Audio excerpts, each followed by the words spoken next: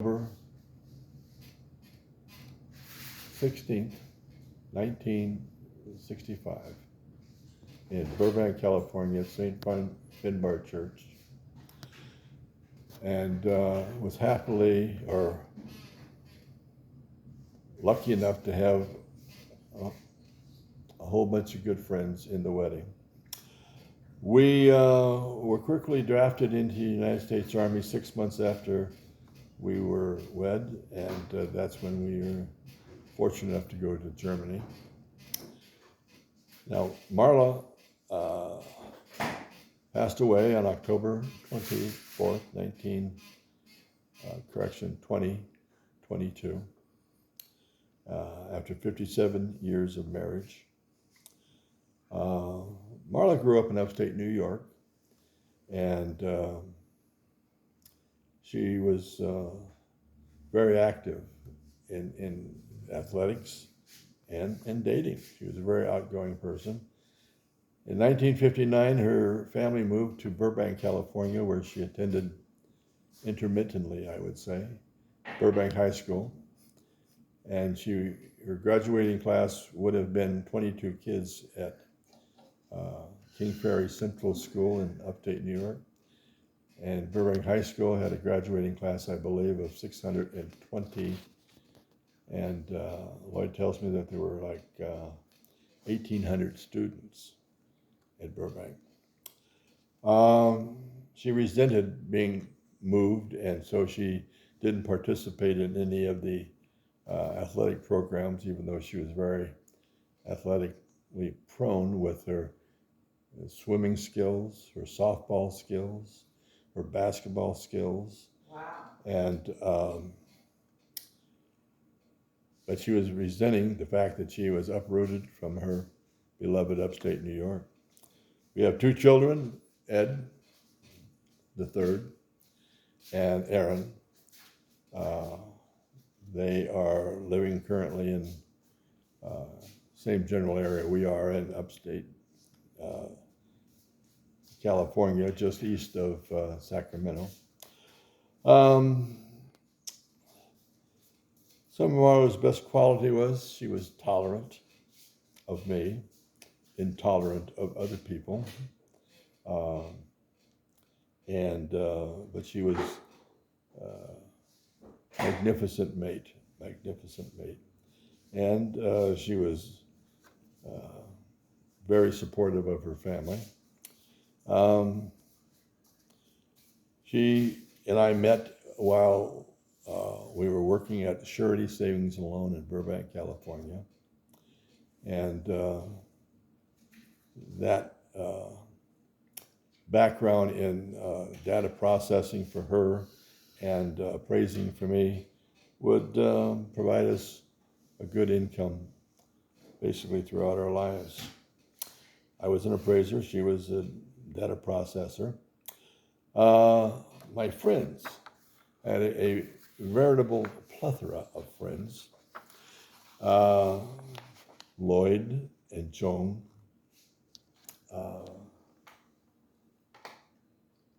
Martin. there you go. Yeah. Of course, amongst other ones, Dave, Ken, Kuvian. Full names. Pardon? Full names. Full names, okay. Ken Kuvian, David Goff, Lloyd Martin, Ralph. and Ralph Costanzo, and Mike Donahue, certainly, and Pat Burton, my good friend from Loyola. And those were the ones that were in our wedding, as a matter of fact, at St. Finbar Church in Burbank. We also met a lot of people in Loomis, California, where we currently live or did live, and they were basically boat people, and we went on a lot of houseboat trips, cruises. The most notable one, two actually, was a catamaran, chartered catamaran run down into British Virgin Islands, BVD. And we sailed all over there, scuba dived, and drank a considerable amount of booze, and had a really great time. We had great chemistry on all of these, and we lovingly refer to them as boat people, and still are friends with them. Indeed, several of them were with Marla when she chose to pass out of this world, and they continue to be good friends. Craziest thing that we ever did probably was get married. Yeah, Marla's mother was infatuated with me because I was the best thing that she thought that Marla had ever come across. Anyway, we had a good life and a fun life. And I am now in the process of completing a second or third trip around the United States, going to bucket list items, checking those off, visiting relatives, looking for genealogy items, tombstones, to validate some of the information that I have gleaned. And tell them all about your hereditary guy, your genealogy. Genealogy, I'm a big genealogist and history. Some think obsessively so, that's their problem, not mine, because I enjoy the hell out of it. Anyway, had a good run. This is the last leg of this final third trip around the country because I'm too old to do this independently and as a solo. And so I'm going to retire into the Loomis sunset, and that's about it. You have any grandkids? And go cruising. Yes, I've got grandkids. Thanks, you, Lloyd.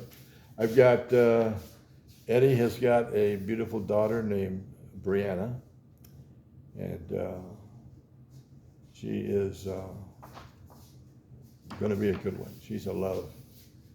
And then Aaron has got two children, one of which is Bridget, and one of which is a younger one, PJ. Bridget is currently serving in the United States Air Force as a sensory operator for a remote unit. Reaper. And no, I don't disclose anything like that. Oh, okay.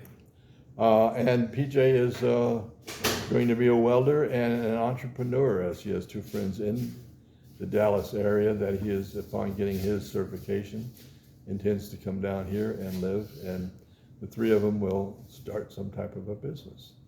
So PJ being Paul James Jr. Anyway, that's it. 3 grandkids, no great grandkids yet, and that's it. Did you ever go into a mine? Oh, yes. Lloyd almost killed me one time. The old Governor's Mine.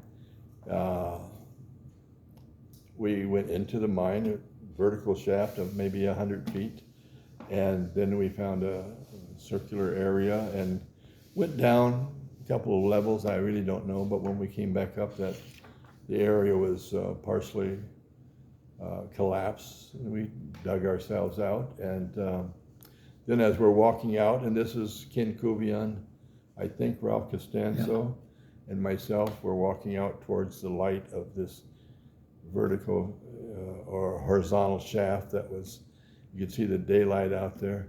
And then Lloyd, of course, in his ever-present cherry bomb routine, it threw a cherry bomb in front of us, scared the hell out of us, and we all took off running. We had thoughts of barricading the entrance and lighting it on fire huh? I did that. You did that. It was all the tumbleweeds? Yeah, okay, but we thought we would do it with you inside. Oh. Yes. Okay. So that I would never. we had married you. I think you were married at that time, weren't Oh, you? right. Yeah, anyway, that's it. How about, did you ever climb any significant mountains? Oh, well, yeah, we went to, Lloyd called me one day and invited me to go to Africa to climb Mount Kilimanjaro. And I didn't decline because it was way too expensive. I went to bed and my wife, Marla, and my daughter, Erin, called Lloyd back and said, book it because he's going. And I woke up the next morning with the information that I was going to go. And I did. And That is so funny. yeah, it was a great experience. I mean, my God, flew over British Air, and that's when I found out how to go on long flights with a sleeping pill because I couldn't sleep very well on the plane. But I noticed that Steve Van Anda, and Bill were fast asleep. Found out later they took sleeping pills, and that's how they could sleep. But anyway, Steve got all the way up, Lloyd got all the way up, I got a lot of the way up, but I 7/8 of the way. there you go. And then came back down. We flew from Nairobi to Heathrow, and Lloyd and Bill and Steve went on a little tour of London. I rented a car and drove over to my ancestry homeland of Wales and Herefordshire and went to visit relatives, found a lot of tombstones with the Ansteys and verified a lot of information, had lunch with the Anstey family, and then flew back home. How far back have you traced your relatives? Which relatives? I have traced Marla's people back to the 1580s, I think, in Denmark. And I got, Carper's come over here in 1733. Anstey's come over in 1877, way back. And most of it is verified lineage, bloodline stuff. So it's, feel pretty confident about the accuracy of it. Anyway. What really exciting things did you do? Kilimanjaro. Other things? Military stuff. Yeah, that I can't divulge because if I did, I'd have to kill you. What's your favorite memory about Erin? Oh, wow. Probably her wedding. Yeah. It was a great wedding. It was a very good wedding. And what was neat about the wedding, Erin's wedding, was she greeted the people at the church with a bagpiper, and the bagpiper led her down the aisle rather than "Here Comes the Bride" traditional, and then she had the bagpiper announce their arrival at the reception and led each of the wedding parties in by a muted bagpipe, but still a bagpipe. It was a magnificent decision. She is very into the Gaelic history of the Irish and all that good stuff. Yeah, and so that was the best thing, most exciting thing was Erin's wedding. What did you like about Erin? What makes you really happy and smiley and proud? She's leaning towards appreciating and loving history and genealogy, leaning towards it. She's got a ways to go yet, but I can see it in her eyes. But is she married? Oh yeah, she married Paul Clifford, a very good son-in-law. Why? Because he's madly in love with my daughter. Yeah. What things did you do with Erin that was really fun? Like one time we did what? I don't know. We took her. We drugged both she and Eddie pretty much every place we would go, and they have been around the country. They've gone to all the national parks that we went to. They're good travelers, and never had, they weren't screamers. God bless them, they weren't screamers. I don't think either Marla or myself would have allowed them to be screamers. We probably would have. But they weren't, so we didn't have to. And so, you know, Ed was a fun kid, a little aggressive, and he's doing really well now. And he's a precision welder, and he's got a resume with alloys, gases, and a lot of high-end stuff that his mentor John Zender does welding for NASA, SpaceX, and a lot of experimental stuff. And so Ed's doing well. Ed's doing very well. And he's very protective of me at this point in time. He was very close to his mother, as was his mother to him. So that's about it. Good kids. What's your favorite memory of Mike Donahue? Oh, Donahue. What did you ever do with him that was you remember? Oh, Mikey, soulmate, absolute soulmate. Discussed many things, anywhere from political to religious to everything. Probably one of our most bonding moments was when we were exploding at Lloyd's hand, of course, some dynamite, and Roger Cuvian was able to detonate multiple sticks of dynamite in a hill and Wow. by a .308 caliber deer rifle from very close range. What do you call it, Lloyd? A suicide position. Yeah, it was. Anyway, Mike and I were running to get the hell out of there as it exploded. And Mike was faster than I was, so he's ahead of me, and all of a sudden we both stop. And just then, and to look back, and just then a huge rock lands equidistant between the two of us. And we looked at each other, and that was, I think, a cementing, bonding moment for us, because it could have hit either one of us. If you ever went out in hiking in bear country, what kind of person would you want to bring with you? Someone slower than I was. Yeah, and hopefully an armed one would be good too. Yeah. But no, no, and we did some hiking, and Aaron and I, when we went up to Yosemite and climbed Half Dome, we had a bear encounter that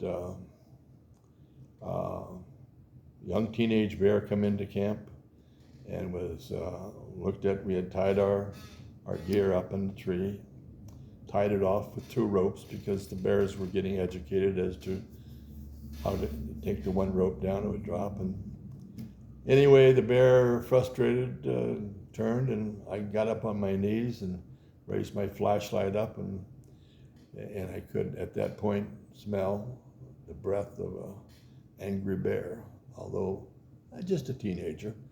And I was about to slap him in the nose when he backed off, and Erin was behind me. She didn't run. She was right behind me. Of course, she probably thought that I was slower than she was, and more edible for the bear, maybe. Anyway, she and I bonded on that one too. You ever take a houseboat trip? Oh yeah, with we had about 6 or 7 couples that we were very close to, developed a very close relationship, and we went on multiple houseboats. One of the good one was Lake Powell, Glen Canyon Dam. Great, just for fun, just total. Why fun. was it special? It was bigger than Shasta, which is where we typically went. There's no trees on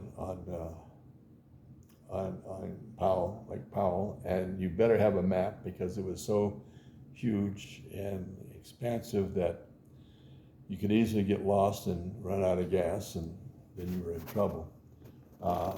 And also, did some great video work with Al Yushchevsky's boat. He had a 26-foot day cruiser that ran out about 10,000 pounds, and it would cut through anything. And I got great video of Al and the houseboats.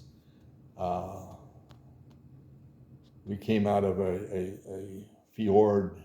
We scouted it out, and then we went to the very end of it, and I got up on the leaning forward and started the camera rolling, and Nancy, his wife, was responsible for looking at each angle of the curve of the fjord coming out, and he floored that sucker, and at about 55 miles an hour, we come racing out of there, and on glass, water was just like glass, so that boat was performing fantastically, and we come out of there hard and heavy, and it was great video, switching back and forth, left and right through the curves of the fjord. Great video, great video. How about Eddie? Did you have any special moments with Eddie? You gone camping or fishing or hunting? When we went to Yosemite, not Yosemite, Yellowstone, Ed and I slept outside, and Marla and Aaron slept in the van, the G20 Chevy van I had, and that was fun. Ed is one tough kid. He is a true man amongst men, and he's got a good heart, a little bit of a temper, but he's got a whole bunch of friends, and I judge a man by the color of his friends. By color, I'm not talking about race. I'm talking about their character, and just like I was blessed with magnificent friends, all of which I spoke earlier about. But Ed has got the same type of people that, he helps them out, they help him out. Anything that they need, Ed will provide, and vice versa. So, good friends, and he does a lot of rock crawling. Belongs to a four-wheel drive club, and they crawl all over the Rubicon, and they do some of it do desert racing, the Bajas, and all that good stuff. Ed is very knowledgeable, what they call wrencher. He can fix things, and he can take things apart and make things fly and work. So he's skilled. He's skilled in many things. He gets that from my dad. My dad was a heavy-duty equipment mechanic, self-taught, and Ed's doing okay. How about Mom? How about your mom? What was she like? My mother? Yeah. She was a puritanical, obsessed Catholic lady, and has, you don't want to mess with her if you mess with her kids. So, and good mom. I probably disappointed her. I don't think she liked, initially anyway, Lloyd Martin. I don't know, what did you do, Lloyd, that, that's right, you exploded things. Yeah, she always thought you were dangerous, but she eventually come around to her. She really liked you, yeah. What do you mean exploded? Oh, firecrackers and M80s and cherry bombs and when they stopped the firefall at Yosemite because of this group of people that went in there and was blowing off cherry bombs behind the tents during the firefall. They did? Yeah, it was magnificently orchestrated. You By- did do that. Yes, she did. Yes, you did. And your beloved father, Marty. Yeah, so don't act innocent, because I was amazed. You can take toilet paper, single-ply toilet paper, and wind it up and it, not the best fuse in the world, but fairly predictable to where how long it would burn and ignite a cherry bomb or something like that. And not always, but it was what was available. And they soon stopped the fire That fall. wasn't our fault. It probably wasn't, no, but it was What kind of job did you have when you were young? yard jobs. I had a yard business with, matter of fact, Kuvian and I had a business for a while, but then also a guy named Tim Bronchetti, and that's why I don't like yard work now. I had too many yard jobs, and but that's why I did that when I was a kid. And Is that why you don't like to wash your car? what? Is that why you don't like washing your car? Because Well, washing your car is like wasting your time because it's only going to get dirty again, right? that's right. And so, and when you're on the road, no one cares. And also, Did you ever have a car wash? If you wait, oh, once in a while I would, yeah. Did you ever own a car wash? Oh, you're talking about the Atlantic Street Auto Bath. Mike Donahue and I went into business because we both had moved up here. And Mike didn't want to do vending, and I was tired of appraising or something, or the market was down. That's what it was. Interest rates got crazy. So we took over a lease for the on railroad property and took over a car wash, and we rejuvenated it, and we call it the Atlantic Street Auto Bath. Had a nice little cute cartoon car in a bathtub, very much like standard oil has gotten now. Their little cars that they have. I think they got that from us. Probably not. Maybe we got that from them. But Mike ran the car wash, and then I went back into started up my appraisal business again. I trained Mike in appraising, and we had a couple of kids that were very good, and they kind of ran it when Mike was out on appraisal, or I would be in the office. And after a while, we decided that Mike really wanted to expand it, and the appraisal was starting to pick up, so we split the partnership up, and we parted friends, even with the financial differences that might have been there, and there was no ever a problem with that. We had a partnership desk. We would sit across from each other, and we would discuss and plan and laugh and great times. But Mike eventually sold the Atlantic Street Auto Bath and went back into vending. Got a couple of key accounts, and the rest is history with his business because it went ballistic. That was Mike Donahue, though. I think Mike could have probably run AT&T because he was a savvy businessman. I heard you were not your run-of-the-mill appraiser. You were actually a lot better because you really did your job thoroughly. Due diligence and hold people accountable. How about court cases, whatever? I did a lot of court cases, both estate settlement and divorce cases, insurance settlements.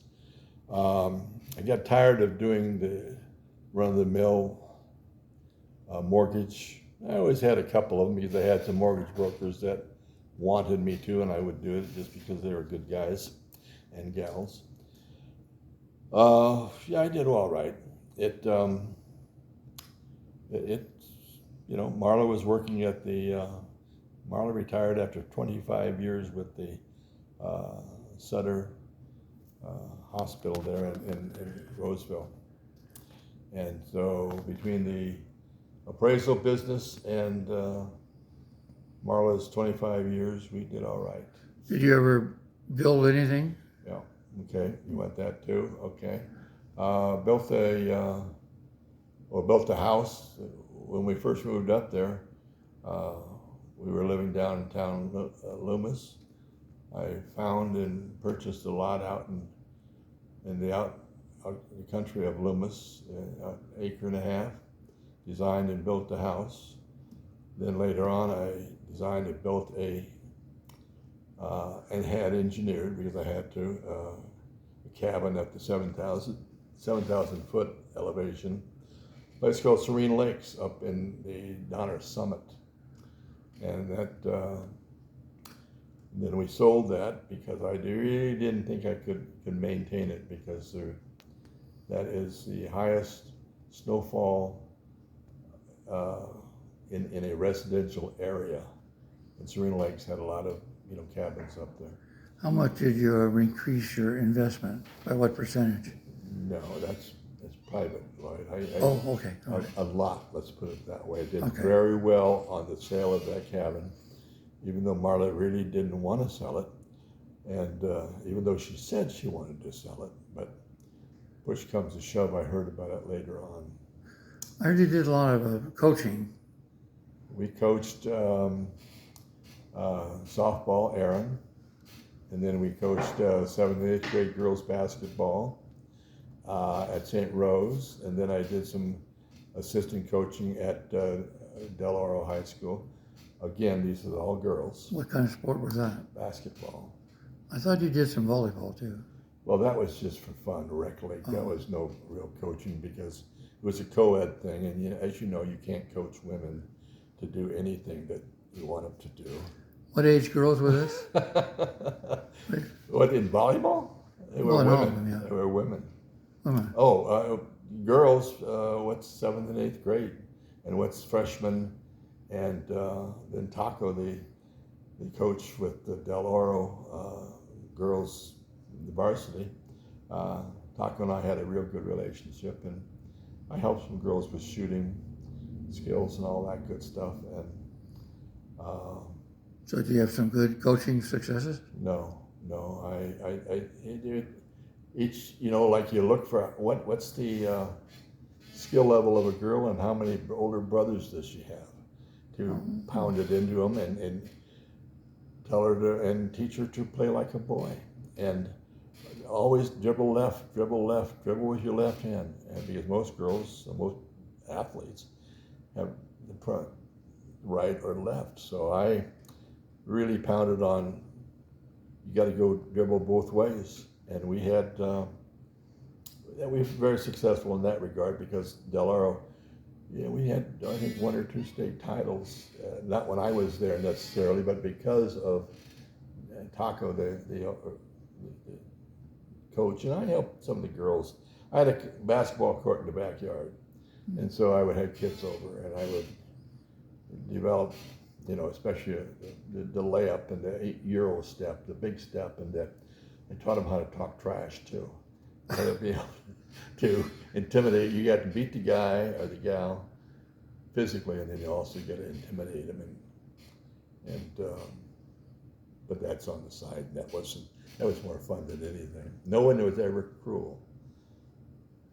If you had to sum up your life, what do you think? How can you sum it up? Yeah, one thing that I've been coming across with as I travel this last run around the country, how absolutely fortunate I am and have been. Everything from going to Germany in the military, to the wife that I chose, or that chose me, the children that I've got, and the incredible enjoyment I have of Mother Nature.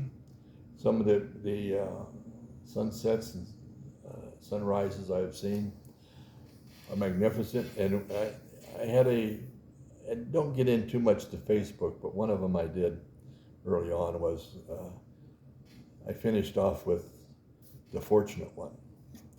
That would be it. I have been, and hopefully continue to be, the fortunate one. Well, how would you like to sign off today, Ed? We've been appreciating all the story of your life. Thanks for taking the time and filling in things we don't know. So how would you like to end this? Lloyd, you said you were going to do this, and I didn't think you were, but that's fine. I'm open book. I'm the fortunate one. Okay. Over and out.